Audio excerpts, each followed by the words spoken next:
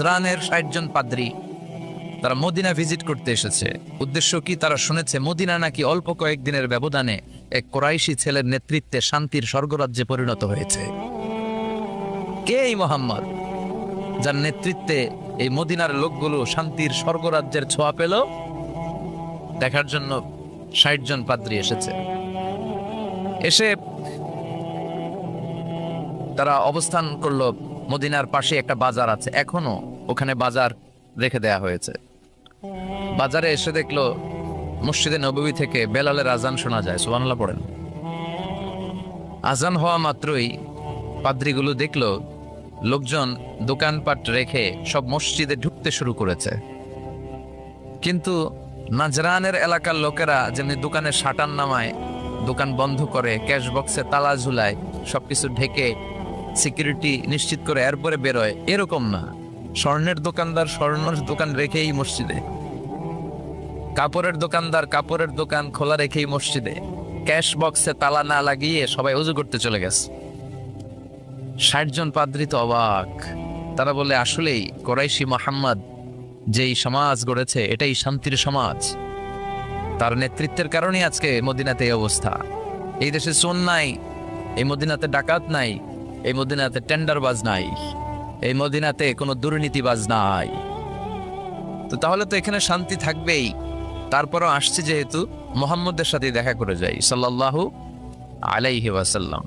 জোহরের সালাত শেষে ওরা ওদের প্রতিনিধি পাঠালো, বিশ্বনবীর কাছে সবাই গেল। বিশ্বনবীকে বলা হলো, নাজরান থেকে ৬০ জন খ্রিস্টান পাদ্রী এসেছে আপনার সাথে দেখা করতে। বিশ্বনবী বললেন, মান কানা ইউমিন বিল্লাহি ওয়াল ইয়াউমিল আখির ফালিউকরিম দাইফা। যে আল্লাহরে বিশ্বাস করে, আখিরাতে বিশ্বাস করে, তার উচিত মেহমানরে সম্মান করা।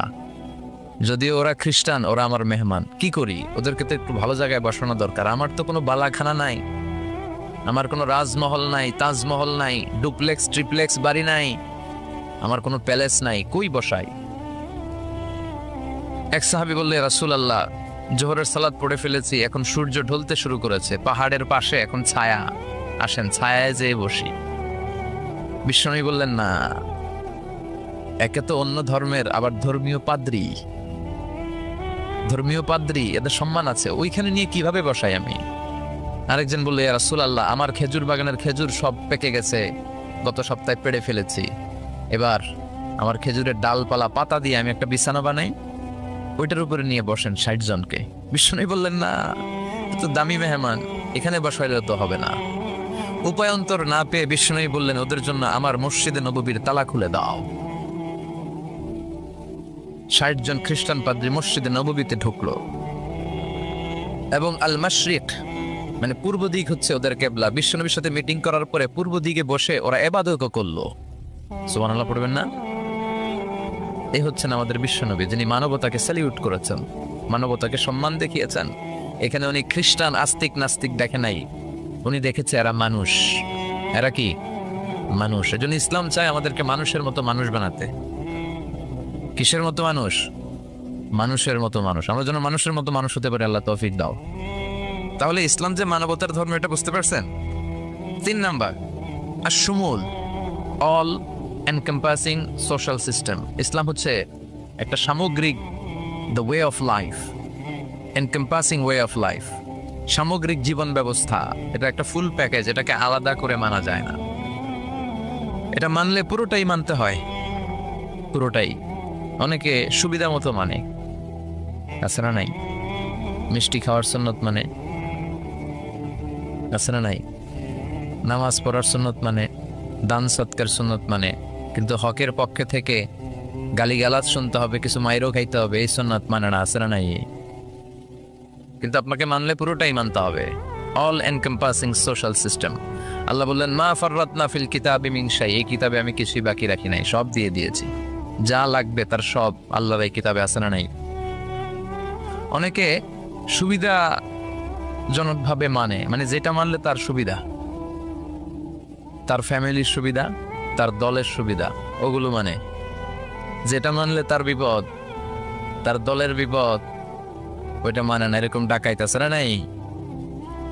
ইসলামরে আলাদা করে মানা যায় না। ইসলাম মানলে পুরোটাই মানতে হবে। অনেকে ফ্যামিলিতে ইসলাম মানে, ব্যবসা প্রতিষ্ঠানে ইসলাম মানে, কিন্তু রাজনৈতিক অঙ্গনে ইসলাম মানতে চায় না। আছে না? এটা কি ইসলাম মানা হইল? আফাতুমিনুনা বিবাদিল কিতাব ওয়া তাকফুরুনা বিবাদ, কিছু মানবা কিছু ছাড়বা, এগুলো বললে তুমি মুমিন হইতে পারবা? কথা বলেন। মিষ্টি খাওয়ার সুন্নাত মানে, মাইর খাওয়া যে সুন্নাত মানে না, আছে না নাই? সুন্নাত নয় শুধু দাওয়াতের মেহমান, সুন্নাত নয় শুধু খাওয়া শেষে মধুপান, আরো কিছু সুন্নাত আছে তুমি জানো কি?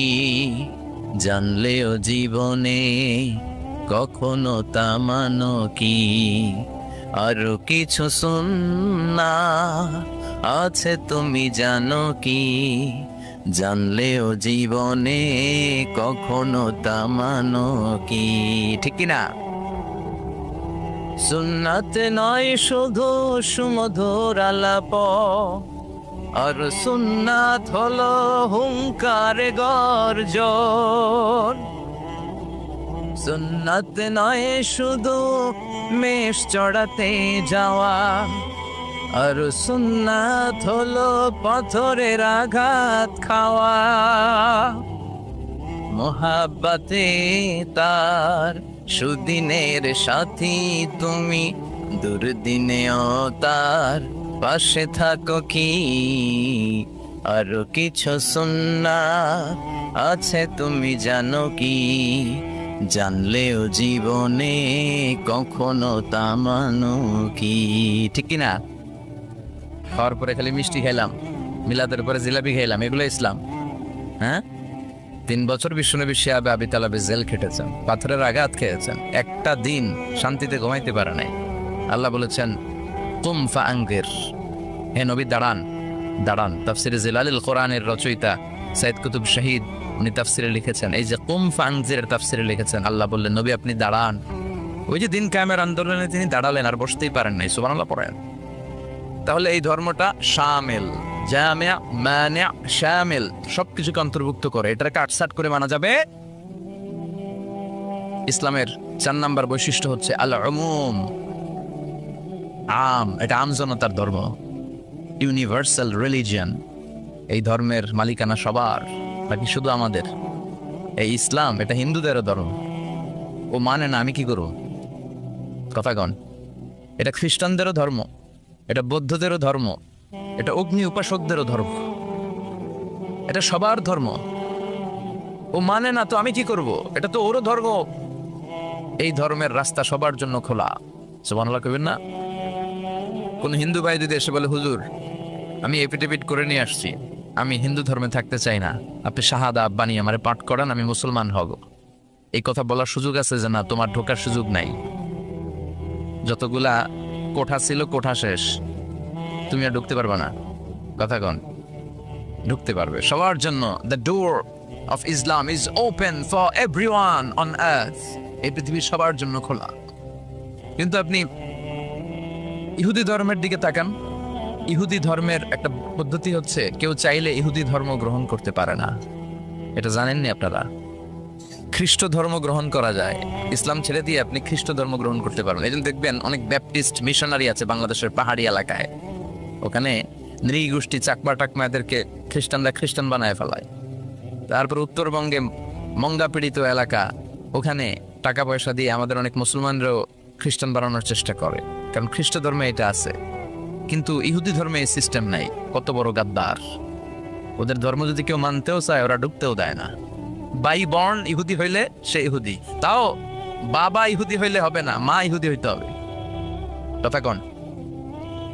বাবা ইহুদি, কিন্তু এই ইহুদি বাবা বিয়ে করছে খ্রিস্টান মহিলারে, তাদের ক্রসিং এ যে বাচ্চা আসবে ওটা ইহুদি হয় না, ওটা খ্রিস্টান। কত বড় গাদ্দার! শুধু মা যদি ইহুদি হয় তাহলেই তার সন্তান ইহুদি হওয়ার মর্যাদা পাবে। নাউজুবিল্লাহ পড়েন। আমাদের ধর্মটা কি এমন? আমাদের রবের পরিচয় কি? আলহামদুলিল্লাহি রাব্বিল আলামিন। তিনি গোটা বিশ্বের রব, জগৎ সমূহের রব। সাগর জগৎ, মহাকাশ জগৎ, সৌর জগৎ, অদৃশ্য জগৎ, সব জগতের মালিক তিনি, সবার রব তিনি। নাকি আল্লাহ বলছে আলহামদুলিল্লাহি রাব্বিল মুসলিমিন, তিনি মুসলমানদের রব। আলহামদুলিল্লাহি রাব্বিল মুত্তাকিন, তিনি মুত্তাকিনদের রব। আলহামদুলিল্লাহি রাব্বিস সালিহিন, তিনি নেককার লোকদের রব বলেছে। তিনি বলেছে আলহামদুলিল্লাহি রাব্বিল। তাহলে আল্লাহ সবার আল্লাহ। এরপর বিশ্বনবীর পরিচয়ে আল্লাহ বললেন ওয়ামা আরসালনাকা ইল্লা রাহমাতাল লিল। ও নবী, I have sent you as a mercy for the entire universe. ও নবী, আপনার আমি গোটা বিশ্বের সবার জন্য রহমত করে প্রেরণ করেছি। সুবহানাল্লাহ। বিশ্বনবী শুধু আরব লোকদের নবী নয়, শুধু সাদা লোকদের নবী নয়, শুধু কালো লোকদের নবী নয়, শুধু পুরুষদের নবী নয়, শুধু নারীদের নবী নয়, তিনি গোটা বিশ্বের সবার জন্য রাহমাতাল লিল আলামিন। তাহলে আল্লাহ সবার নবীও। এরপর আমার হাতে যেটা শোভা পাচ্ছে এটা কি? কথা বলেন। আল্লাহ বললেন ইন হাযা ইল্লা যিকরা লিল আলামিন। এই কোরআনটা গোটা বিশ্বের সবার জন্য মেসেজ। এটা শুধু আমাদের জন্য নয়, শুধু খ্রিস্টানদের জন্য নয়, এই কিতাবটা সবার কিতাব। সুবহানাল্লাহ পড়েন। তাহলে আমাদের ধর্ম এটা হচ্ছে ইউনিভার্সাল রিলিজিয়ন, ইউনিভার্সাল, সবার জন্য। যে কেউ চাইলে এই ধর্মে ঢোকার সুযোগ আছে না নাই? আলহামদুলিল্লাহ পড়েন। কয়টা গেল? 4টা। 5 নাম্বার হচ্ছে আত-তাইসির, মানে সিম্পলিসিটি, সহজ। ইসলাম মানা কঠিন না সহজ? সুবহানাল্লাহ কইবেন না? কোন মুফতি যদি কখনো এমন ফতুয়া দেয় যে ফতুয়াটা মানাই যাচ্ছে না, এত কষ্ট, তাহলে বুঝবেন এই ফতুয়ায় ভেজাল আছে। কথা বলেন। মুফতি শুড রিভাইজ দ্য ফতুয়া অ্যাগেইন। মুফতির আবার একটু পড়াশোনা করতে হবে, নতুন করে রিভাইজ দিয়ে ওনার ফতুয়াটা দেয়া দরকার। কারণ ইসলামের এমন কোনো বিধান নাই যেটা মানতে কষ্ট হয়, কারণ ইসলাম মানা সহজ। চিৎকার করে বলেন ঠিক কিনা? Simplicity is the beauty of Islam. সহজীকরণ এটা ইসলামের একটা সৌন্দর্য। অনেকে এত কঠিন করে, এইটা করা যাবে না, ওইটা করা যাবে না, এমনি তাকানো যাবে না, অমনি খাওয়া যাবে না, তো আমি কর্ম কি? কিচ্ছু করা যাবে না, তো কর্ম কি ওটা বল। সহজ। ইসলাম হচ্ছে সহজ। আর দিন ও ইউসরুন লা উসরা ফি। দিন সহজ, এর মধ্যে কাঠিন্যতা নাই। কত সহজ দেখেন। আওয়াজ করে উত্তর দেন তো, দাঁড়িয়ে নামাজ পড়া কি ফরজ? যদি কেউ দাঁড়িয়ে নামাজ পড়তে না পারে, বসে পড়লে কবুল করবে কে? বসে পড়তে পারে না, শুয়ে পড়লে কবুল করবে কে? তাহলে কঠিন না সহজ? অজু করে নামাজ পড়া ফরজ, অজু করতে পারে না, তায়াম্মুম করে পড়লে কবুল করবে কে? বিয়েতে মোহর দেয়া কি? কথা কন। ওয়া আতুন নিসা সাদাকাতিহিন্না নিহলা। সন্তুষ্ট চিত্তে মোহরানা দিয়ে দাও। এখন আমরা মোহরানা দেই না, যৌতুক খাই। কথা কন। মানে উল্টা করে ফেলছি আর কি। আমরা দিমু, এখন হেতিরা দেয় আঙ্গরে। আছে না নাই? কত বড় ডাকাত, নির্লজ্জ। মেয়েটাকে তোমার হাতে দিল মানে বাবা তার কলিজাটা ছিঁড়ে তোমার হাতে দিল। আর কি চাও? কলিজায় তো নিয়ে গেছো তুমি মিয়া। এই ডাকাতি বন্ধ করেন, এই ডাকাতদেরকে বয়কট করেন, এই সামাজিক অসঙ্গতির বিরুদ্ধে আন্দোলনে দাঁড়ান। যৌতুক হারাম, আর মোহরকে ফরজ করলো কে? টাকা দিয়ে মোহর দিতে হবে, সম্পদ দিয়ে মোহর দিতে হবে। এখন মোহর যদি দিতে না পারেন, বিশ্বনবীর কাছে এক সাহাবী এসে বলে ইয়া রাসূলুল্লাহ, বিয়ে করব, মোহর আছে? কয় না। কি আছে? কয় কিচ্ছু নাই। কিচ্ছু নাই মানে? এই তল্লাটা আমার সে গরিব কেউ নাই, তাহলে বিয়ে করবা কেন? সাহাবী বলে বয়স তো বসে থাকে না। বিশ্বনবী বললেন তা তো কথা ঠিক, তো কি করা যায়? তুমি কোরআন পারো? পারি। আর এক মহিলা সাহাবীকে বলল আমার কাছে ভালো পাত্র আছে, বিয়ে করবে? করব। তুমি কোরআন পারো? কয় না, পারি না। দুজনকে বিয়ে পড়াই দিলেন। আর মেয়েকে বললেন মা, তোমার স্বামীর সম্পদ দিয়ে মহারণা দেওয়ার ক্ষমতা নাই, তুমি কোরআন পারো না, তোমার হাজবেন্ড মাশাআল্লাহ কোরআন পারে, সে তোমাকে প্রতিদিন কোরআন শিখাইয়া দিবে, এটাই তোমার বিয়ের মোহর। কঠিন না সহজ? ইউরিদুল্লাহু বিকুমুল ইউসরা ওয়ালা ইউরিদু বিকুমুল উসরা। আল্লাহ কঠিন চায় না, আল্লাহ সহজ চায়। এজন্য যারা ইসলাম বুঝাতে যে কঠিন কঠিন বিষয় আপনাদের উপর চাপায়, বুঝবেন এটা মদিনার ইসলাম নয়, বুঝবেন এটা আল্লাহর পাঠানো ইসলাম নয়। মুআজ ইবনে জাবালকে বিশ্বনবী এক জায়গার ইমাম বানালেন। উনি ওইখানে ইমামতির সুযোগ পেয়ে মাগরিব আর এশার সালাতে লম্বা লম্বা কেরাত পড়ে, বুখারীর বর্ণনা। আর ওই এলাকার মুসল্লিরা হচ্ছে কৃষক মুসল্লি, খেজুর বাগানে কাজ করে। তো এরা খেজুর বাগানে কাজ করে হাত পাও ধুয়ে মাগরিবের নামাজে যখন আসছে, আয়েশা দেখে সূরা বাকারা দিয়া ধরছে। কোন সূরা দিয়ে? কোরআনের সবচেয়ে ছোট সূরা, তাই না? তো কতক্ষণ দাঁড়ায় থাকবে এরা? এরা তো দাঁড়ায় থাকতে পারে না। নামাজ টামাজ থুইয়া দিছে দৌড়, নিজেরা নামাজ পড়ে বিশ্বনবীর কাছে বিচার, ইয়া রাসূলুল্লাহ এমন ইমাম পাঠাইছেন, দেখেন আমরা হইতেছি কৃষক সাহাবী, খেজুর বাগানে কাজ করি, আর ইমাম সাহেব ধরছে মাগরিবে সূরা বাকারা, এশার সালাতে সূরা আলী ইমরান। বিশ্বনবী রেগে গেলেন, মুআয ইবনে জাবালকে ডেকে পাঠালেন। বিশ্বনবী রেগে ওনাকে বললেন, আফাত্তানুন আনতা ইয়া মুআয, মুআয তোমার কি ফিতনা বাজানোর জন্য এলাকা ইমাম বানাইছিলাম? তুমি কি ফিতনা তৈরি করছো? খবরদার, ইয়াসসিরু ওয়ালা তুআসসিরু, সহজ করে ইসলামকে প্রকাশ করবা, কঠিন করো না। বাশশিরু ওয়ালা তুনাফিরু, মানুষকে দিনের দিকে ডাইকো, দিন থেকে ভাগায়ও না।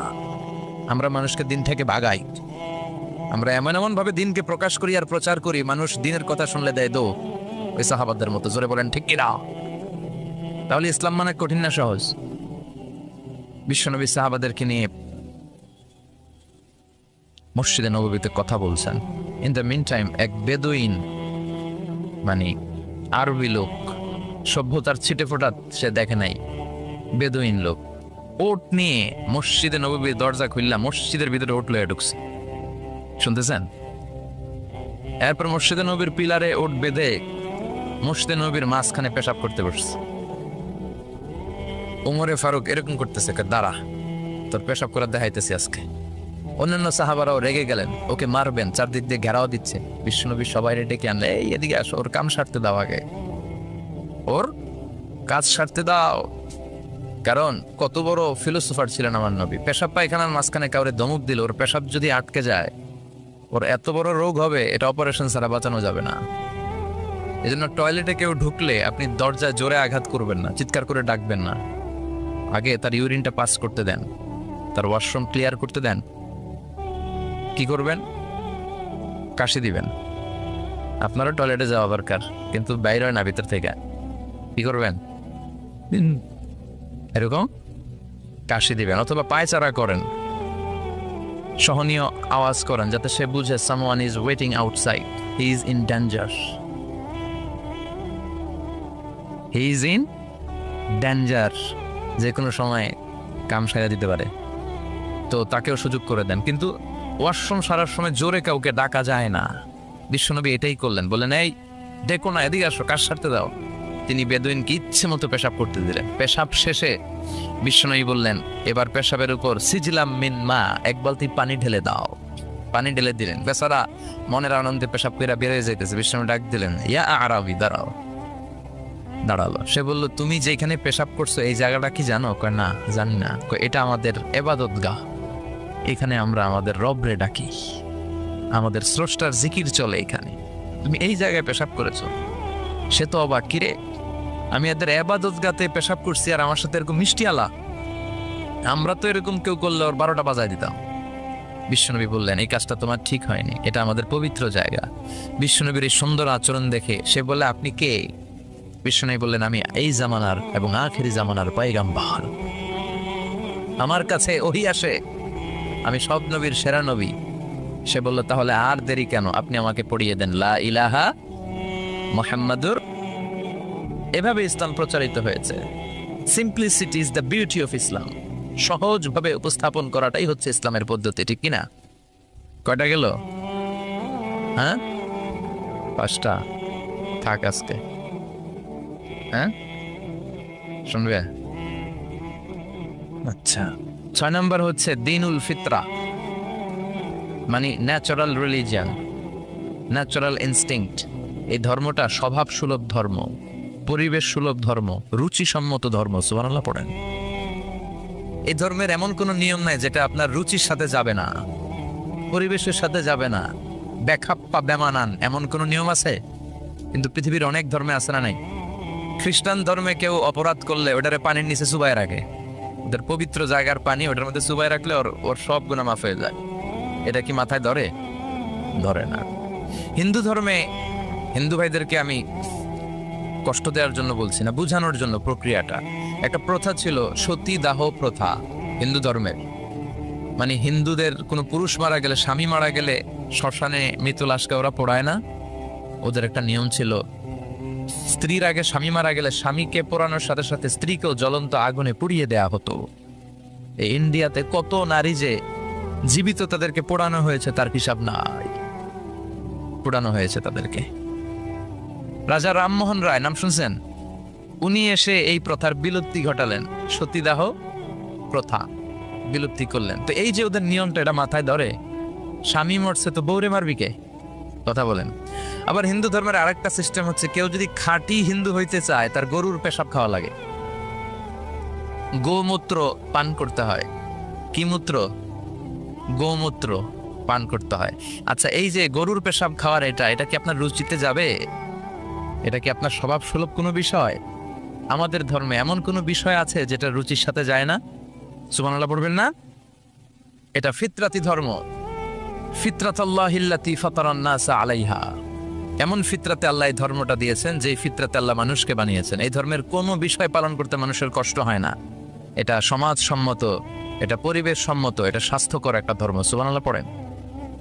এবং পৃথিবীর যত মানুষ জন্মায় তারা সবাই এই ধর্মের উপর জন্মায়। বিশ্বনবী বললেন, মা মিন মাউলুদিন ইউলাদু আলাল ফিতরাহ ইয়ানি ইউলাদু আলাল ইসলাম ফাআবাওয়া ইউহাব্বিদানি ইউনাজ্জিসানি ইউমাসসিরানি। তাকে নাসারা বানায়, মাজুসি বানায়, ইহুদি বানায়। সব বাচ্চারা যখন জন্মায় মুসলমান হয়ে জন্মায়। সুবহানাল্লাহ পড়েন। হিন্দুর ঘরেও যে বাচ্চাটা জন্মায় কি হয়ে জন্মায়? খ্রিস্টানের ঘরে যে জন্মায় কি হয়ে জন্মায়? সুবহানাল্লাহ পড়েন। পরে মা বাবা তারে ইহুদি বানায়, খ্রিস্টান বানায়, নাসারা বানায়। তাহলে এই ধর্মের একটা বৈশিষ্ট্য হচ্ছে দ্বীনুল ফিতরা, এটা স্বভাব সুলভ ধর্ম। আলহামদুলিল্লাহ পড়েন। কয়টা গেল? হ্যাঁ, আচ্ছা, 7 নাম্বার হচ্ছে দ্বীনুল ইলম, রিলিজিয়ন অফ নলেজ। এটা জ্ঞানের ধর্ম, নলেজ বেসড রিলিজিয়ন। এই ধর্মে সবকিছু জ্ঞানের উপর ভিত্তি করে। সুবহানাল্লাহ পড়েন। মানে এই ধর্মে ঢুকলে তার পড়াশোনা করতে হবে, পড়াশোনা ছাড়া তার বাঁচার উপায় আছে? এই ধর্মের যে শ্রেষ্ঠ কিতাব কোরআন, এই কোরআনের প্রথম বাণীটা কি বলেন? ইকরা মানে কি? আল কোরআনের প্রথম বাণী পড়ো, আল হাদিসে নবীর কথা পড়ো, পড়ে পড়ে শেখো, শিখে শিখে তুমি তোমার নিজের জীবন গড়ো। সুবহানাল্লাহ পড়েন। পড়ো, পড়ে পড়ে নিজের জীবন গড়ো। আমি তো বলি সব সময় পড়বেন। সুস্থ থাকলে পড়বেন, অসুস্থ হলে পড়বেন, গাড়িতে থাকলে পড়বেন, ঘরে থাকলে পড়বেন, মরার সময় পড়বেন। মরার সময় কি পড়বেন? লা ইলাহা মুহাম্মাদুর। তার মানে পড়া ছাড়া কোনো উপায় আছে?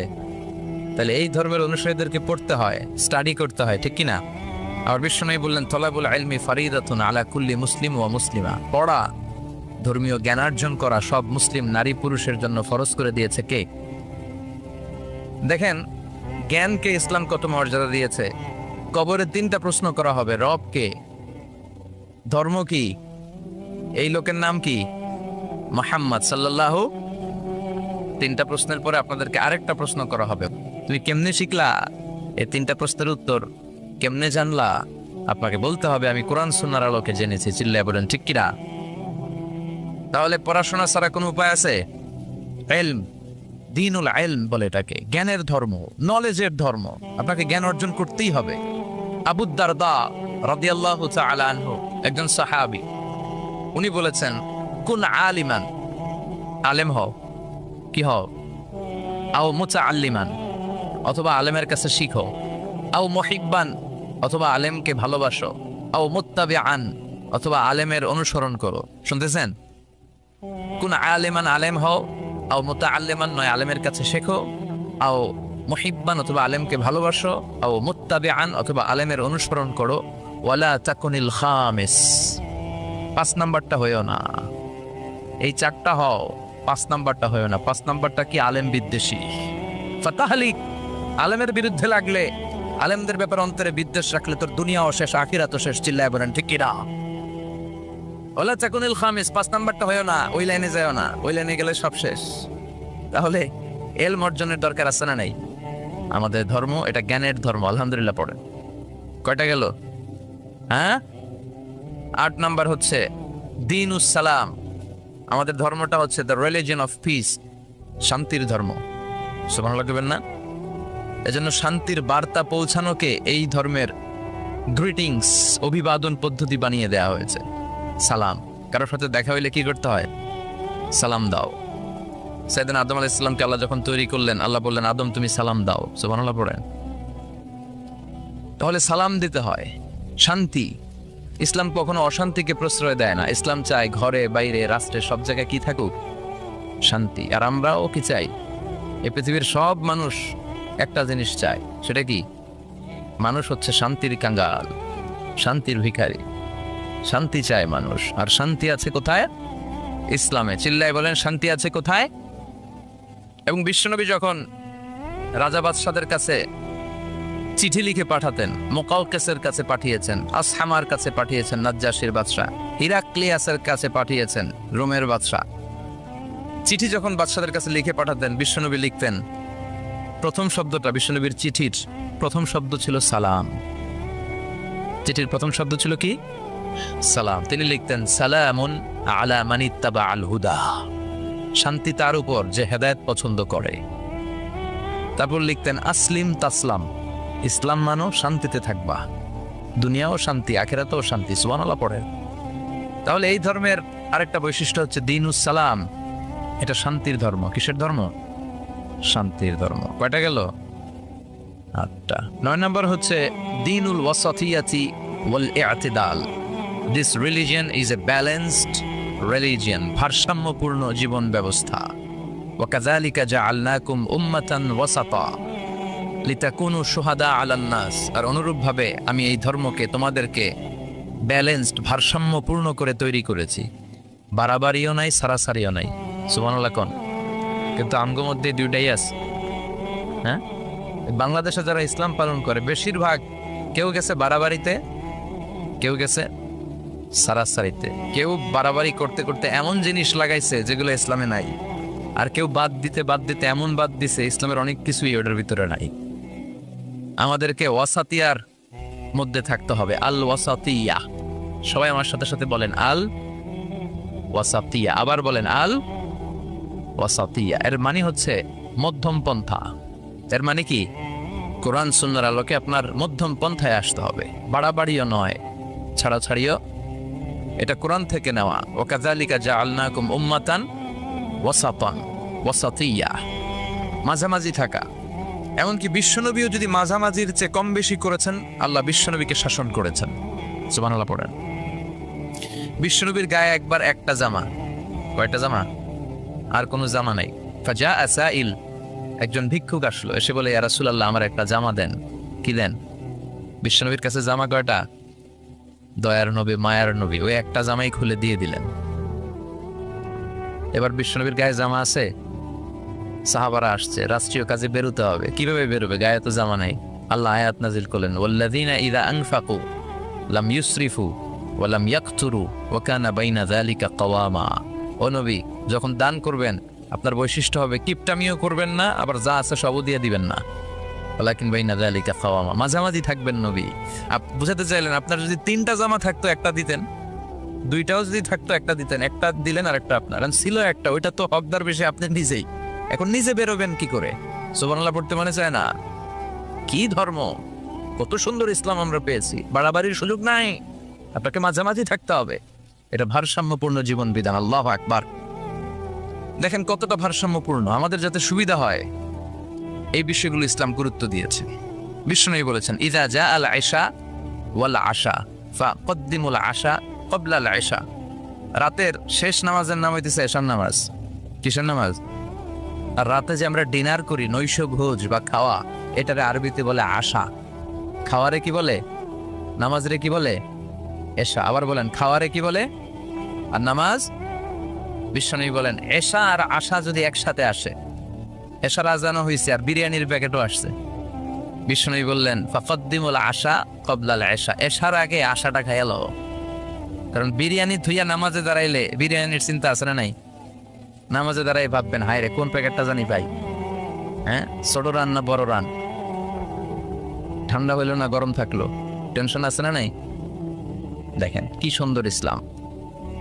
এক সাহাবী বলল, উসল্লিল লাইলা কুল্লাহ, আমি সারা রাত নামাজ পড়বো, তাহাজ্জুদ পড়বো, আমি রাত্রে ঘুমাবো না। আরেক সাহাবী বলল, আসুমুদ দাহার,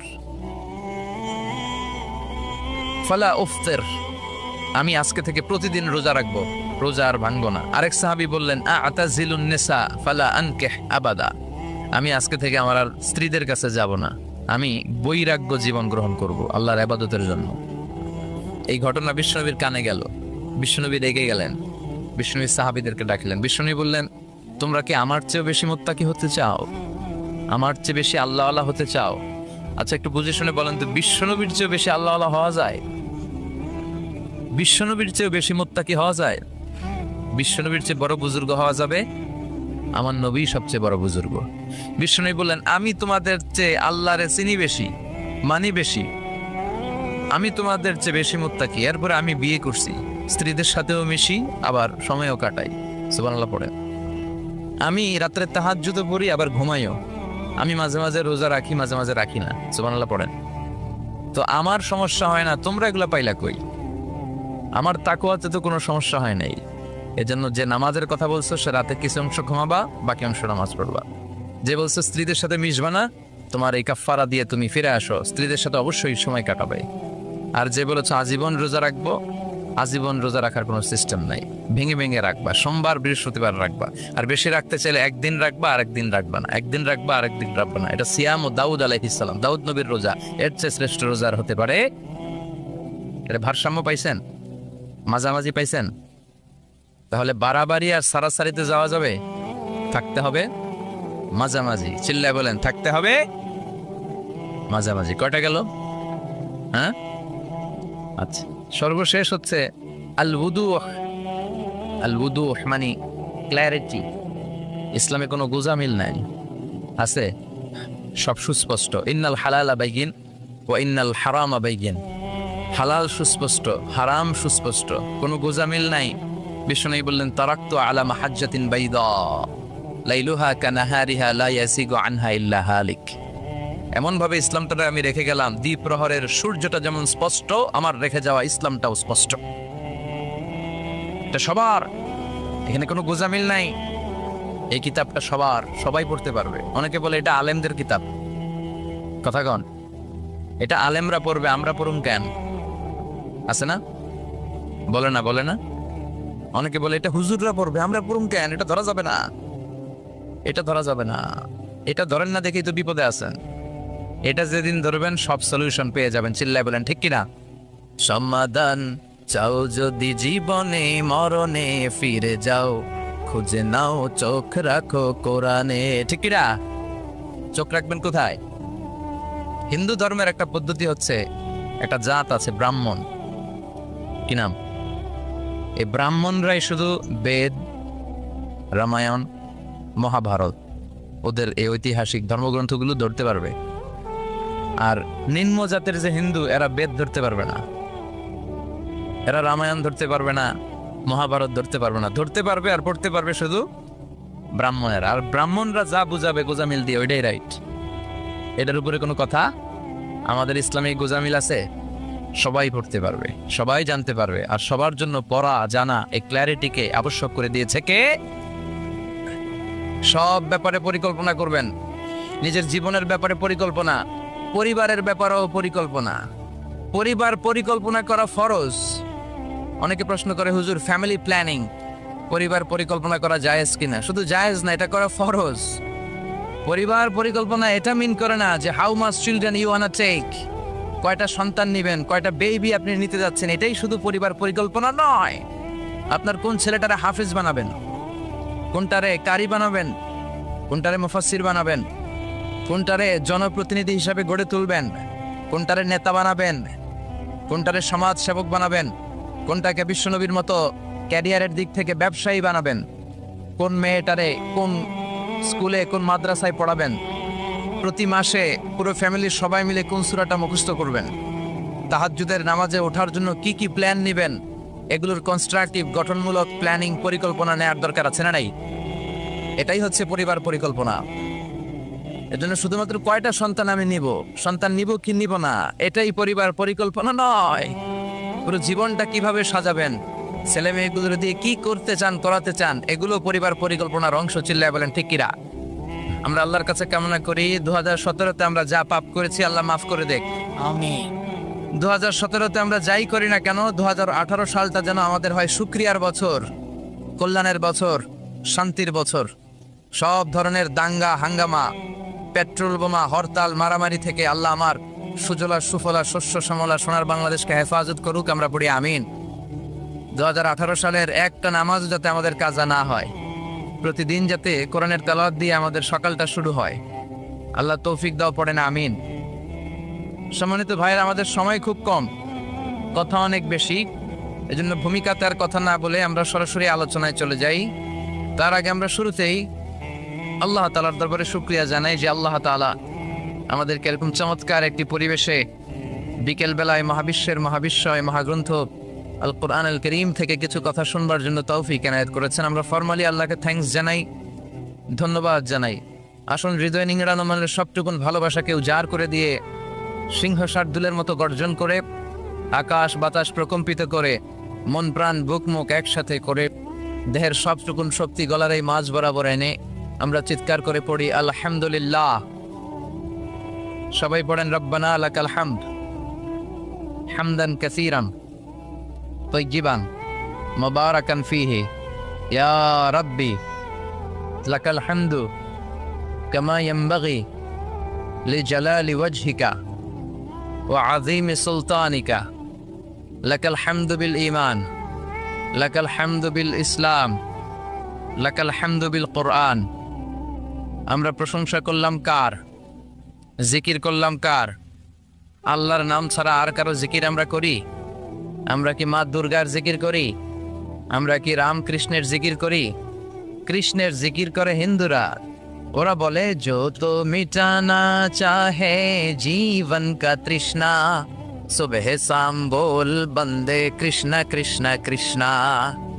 আর আমরা বলি जो तो मिटाना चाहे जीवन का जाला सुबह शाम बोल बंदे अल्लाह अल्लाह अल्लाह। ঠিক কি না?